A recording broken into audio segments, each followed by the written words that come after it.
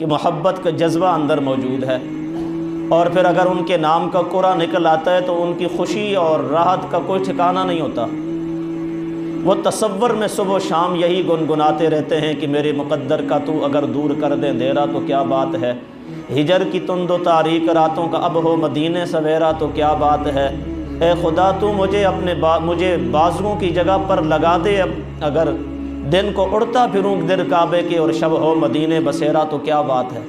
پھر وہ دن اس کے اسی بے چینی اور بے تابی میں گزرتے ہیں، کیونکہ اندر ایک محبت کا جذبہ ہے۔ وہ عرب کے رہگزاروں سے بھی محبت کرتا ہے، اس کے بازاروں اور صحراؤں سے بھی محبت کرتا ہے، وہاں کی آب و ہوا سے بھی محبت کرتا ہے، اور پھر اس محبت میں وہ اپنا گھر چھوڑتا ہے، بیوی بچے چھوڑ دیتا ہے، عزیز و اقارب چھوڑ دیتا ہے،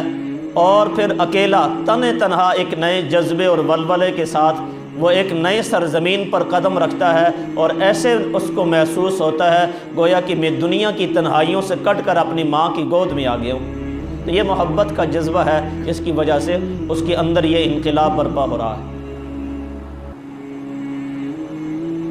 مولانا بدر عالم میرٹھی رحمۃ اللہ علیہ دارالعلوم دیوبند کے بڑے عالم تھے، ایک طویل عرصے تک تدریس کرتے رہے اور اپنی جمع پونجی، کہتے ہیں کہ تن کے چن چن کے آشیاں بنایا، اور ہمیشہ دعا کرتے ہیں کہ میرا قرہ آ جائے اور میرا نام آ جائے تو میں عرض حجاز جا پہنچوں۔ وسائل مختصر تھے لیکن جمع کرتے کرتے آخر مقدر کا سورج طلوع ہو گیا اور مدینہ منورہ جا پہنچے۔ تو مسجد نبوی شریف میں جب آئے تو پھر ان کو خیال آیا کہ بدر عالم کس کے دربار میں آ گیا ہے،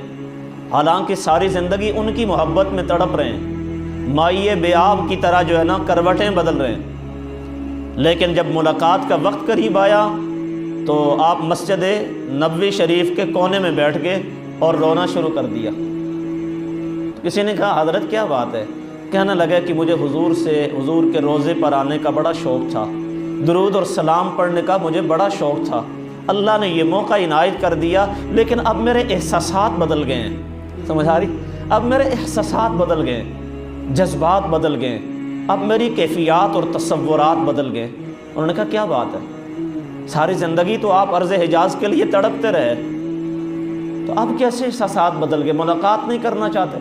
کہنے کا ملاقات تو کرنا چاہتا ہوں، لیکن جب میں صاحب روضہ مکین گنبد خضرا کو دیکھتا ہوں وہ عظمتوں کا مہر منیر نظر آتے ہیں، اور جب اپنے آپ کو دیکھتا ہوں تو پرلے درجے کا پاپی نظر آتا ہوں۔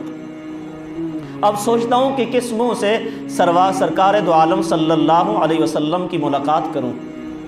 اور حضور مجھ سے پوچھیں گے کہ بدر عالم میری محبت کا دم برتا رہا ہے، میری سنتوں پر کتنا عمل کیا ہے، میرے اسوہ پر کتنا عمل کیا ہے، میرے طریقے پر کتنا عمل کیا ہے، تو میرے دامن میں کچھ نہیں ہے۔ تو یہ سوچ رہا ہوں کہ کہاں بدر منیر اور کہاں ایک ادنا سا گناہگار، حالانکہ بڑے زبردست عالم،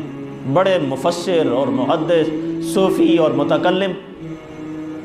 صوفی باصفا، کہتے ہیں اب مجھے حضور سے شرم آتی ہے کہ کس منہ کے ساتھ میں حضور کی ملاقات کروں۔ سو گئے وہاں پر، جب سو گئے تو نبی علیہ السلام کی خواب میں زیارت نصیب ہو گئی مسجد نبوی شریف میں۔ اللہ تعالیٰ ہم سب کو بھی کوئی ذرہ نصیب فرما دے۔ تو حضور نے فرمایا کہ بدر عالم اتنے دور سے میری محبت میں ایک مشکلات بھرا سفر، وہ پرانے زمانے سے بحری جہاز ہوا کرتے تھے، تو اتنا دور سے سفر کر کے آئے ہو اور یہاں آئے اور سلام نہیں کیا۔ تو بدر عالم کہتے ہیں کہ میں نے خواب میں حضور سے عرض کیا کہ یا رسول اللہ، آیا تو آپ کی محبت میں میرے جذبہ صادق میں کوئی کمی نہیں آئی، لیکن یہاں پہنچ کر احساسات بدلے کہ میرا تو دامن خالی ہے، میرے پاس تو کچھ بھی نہیں ہے، اور آپ عظمتوں کے تاجدار ہیں، تو آپ سے ملاقات کیسے کرتا؟ حضور علیہ السلام نے ارشاد فرمایا کہ بدر عالم اگر تو مجھ سے محبت کرتا ہے اور تیرا یہ جذبہ صادق ہے اور میری سنتوں پر عمل کرتا ہے تو دنیا کے کسی بھی کونے میں رہتا ہے اسی طرح ہے کہ گویا تو میرے پہلو میں رہتا ہے۔ تو کسی نے اس بڑا خوبصورت شعر کہا کہ آپ کی محبت سے سرشار گر تیرا دل نہیں ہے، پھر پتھر کی سل ہے او بے دل یہ دل نہیں ہے۔